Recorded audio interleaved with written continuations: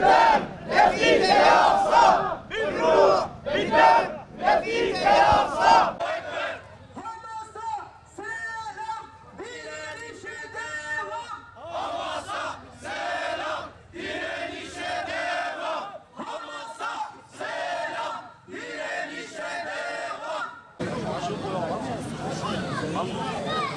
İsrail, Filistin'de 35 günde binlerce insanı vahşice katletti ve katletmeye devam ediyor.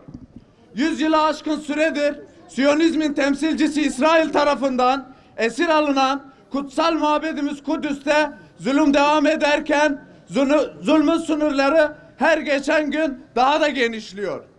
İnsan hakları gözetilmeksizin çocuk, kadın, yaşlı ve genç ayrımı yapılmadan alanen soykırıma uğrayan Filistin halkının çığlıklarına ne yazık ki tüm dünya kulak tıkıyor.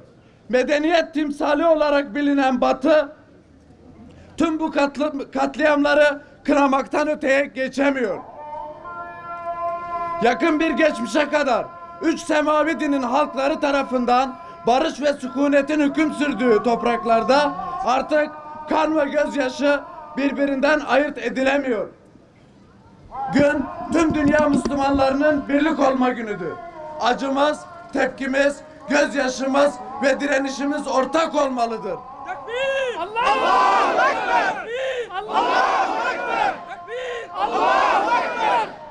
Terör devleti İsrail günlerdir uluslararası hukuku hiçe sayarak tüm insanlığın gözü önünde Filistin halkına soykırım uyguluyor. İsrail yazılı tarihteki vahşetleri ve soykırımları bile utandıran saldırılarda bulunmaktan asla geri çekilmiyor. Bebek katili İsrail her geçen gün aşağılık ve insanlık onuruyla bağdaşmayan saldırılarına bir yesini daha ekliyor. Hamas'a selam, direnişe devam. Hamas'a selam, direnişe devam. Hamas'a selam, direnişe devam. Hamas'a selam. Barışı, huzuru ve istikrarı temin edebilmek için var gücüyle çalışan biz Müslümanlara yapılan bu saldırıların hiçbir izahı, haklı gerekçesi bulunmuyor.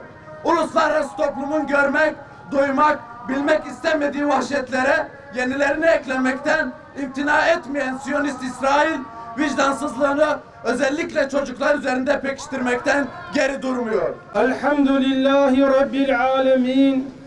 Esselatu vesselamu ala Resulina Muhammedinil emin ve ala alihi ve sahbihi ecma'in. Rabbena ya Rabbena teqabbel minna inneke entes semi'ul alim.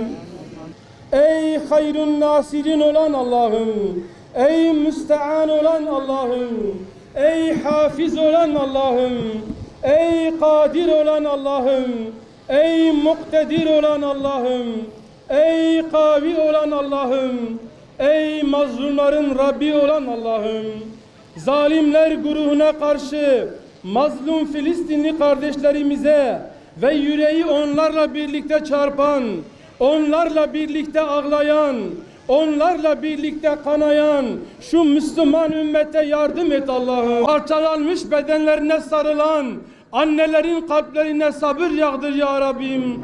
Acılarını dindir ya Rabbim. Başta Filistinli kardeşlerimiz olmak üzere ezilen, horlanan, zulmedilen, katledilen Müslümanların üzerinden inkarcı zalimlerin baskısını, zulmünü kaldır Allah'ım.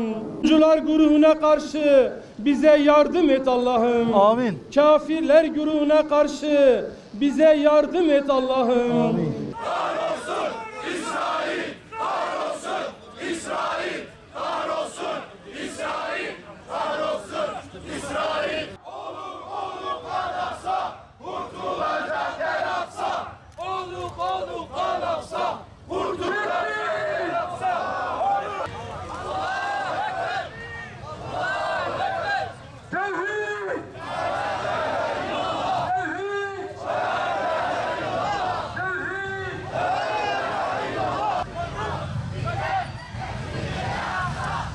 Kudüs bizimdir, bizim kalacak. Kudüs bizimdir, bizim kalacak.